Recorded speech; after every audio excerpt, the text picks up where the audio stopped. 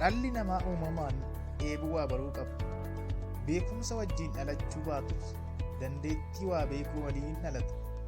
Baay'inni dheebuu namni waa baruuf qabu garuu namaa namatti adda adda. Namoonni tokko tokko jiru baay'ee curious kan ta'an yookiin dheebuu waa baruu olaanaa kan qaban. Isaan akkasii baay'ee gaafatu, baay'ee dubbisu, baay'ee qoratus. Namoonni immoo ignoraanti ta'an jiru, kan beekumsa jibban, walumaa galatti wallaanummaatti kan maxxanan. Yoo barsiisuu yaaltes kan si jibban. Warra akkasii kanaan filoozofaroonni ignorant of the truth jedhanii waamu. Warra dhugaa baruu jibban beekumsa warra xireeffatan akka jechuuti. Akkam jirtu hordoftoota miidiyaa Dirree Barnootaa. Har'a immoo kitaaba beekamaa hayyuu Giriikii Pileetoodhaan barreeffame kan mata dureen isaa The Republic jedhu keessaa waa'ee namoota beekumsa jibban kanaa The Allegory of the Cave kutaa jedhu afaan Oromootiin isiniif dhiyeessa. Akka armaan gadiittiin isiniif seenessa. Amma dhumaatti na caqasaa. Namoota baay'eetu holqa dukkanaa'aa tokko keessatti hidhamee jiraata. Holqa kana keessa waan akka kurraazii kan ifa xiqqoo isheef turraa kana wanti ifa kennu hin jiru. Holqichaan alatti garuu ifa guddaatu jira, ifa biiftuu. Namoonni holqa kana keessa jiraatan kun garuu dukkanichi isaaniif ta'eera. Addunyaan biraa kan iddoo isaan jiraatan kanarra wayyitu yookiin caaltu akka jirtus quba hin qaban. Yeroo hundumaa gaaddidduu wayii ilaalaa jiraatu. Gaaddidduun kun alaa gara holqichaatti ol gala. Yemmuu bineeldonni, simbirroonni fi uumamoonni adda addaa holqichaan ala socho'an, gaaddidduun isaanii karaa balbala holqichaa jara kanatti mul'ata. Jarri kunis wanti dhugaan kanuma jedhu akka gaaddidduu ta'e quban qaban jechuudha. Kanuma keessaa immoo isuma gaaddidduu kana baay'ee dinqisiifachaa jiraatu. Gaaf tokko garuu isaan keessaa tokko yaadni wayii dhufaaf. Wantoonni nuti ilaalaa jiraannu kun fakkii wayiidha malee waan qabatamaa miti. Wanti dhugaan tarii holqichaan ala jiraachuu mala jedhee yaada namni kun. Funyoo isa jaraan walitti isa hidhe ofirraa kutees balbala holqichaa barbaaduutti ka'e. Addunyaa ishee dhugaa sana laaluuf jechuudha.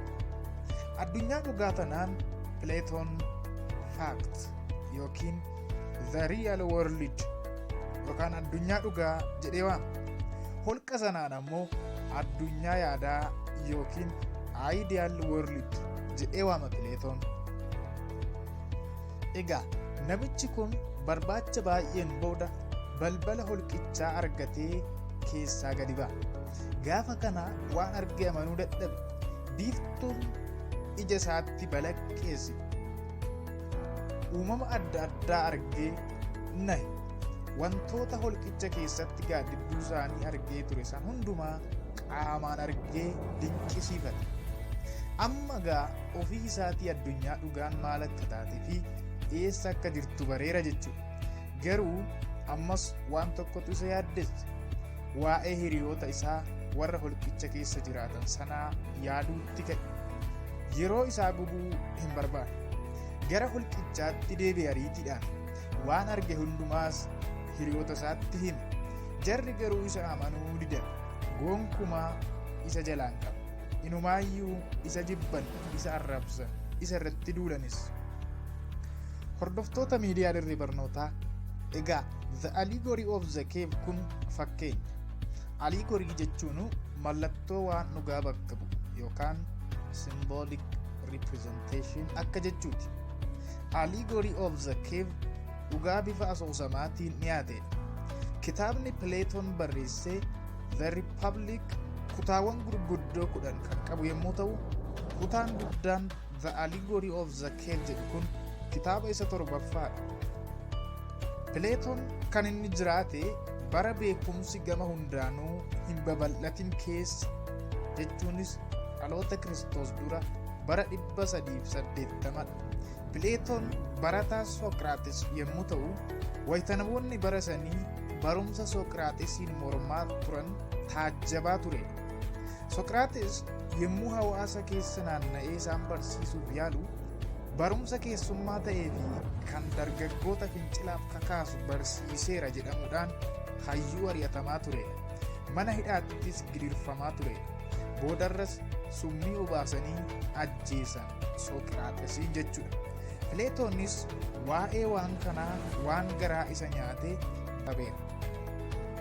Kabajamtoota maatii miidiyaa Dirree Barnootaa, dhaamsi koo kanarraa beekumsa haa barbaannu, baay'ee haa dubbifnu, baay'ee haa qorannu, beekumsa jibbuurraa haa fagaannu, ogummaa walitti haa sassaabbannu, haa tuullannu kan jedhudha.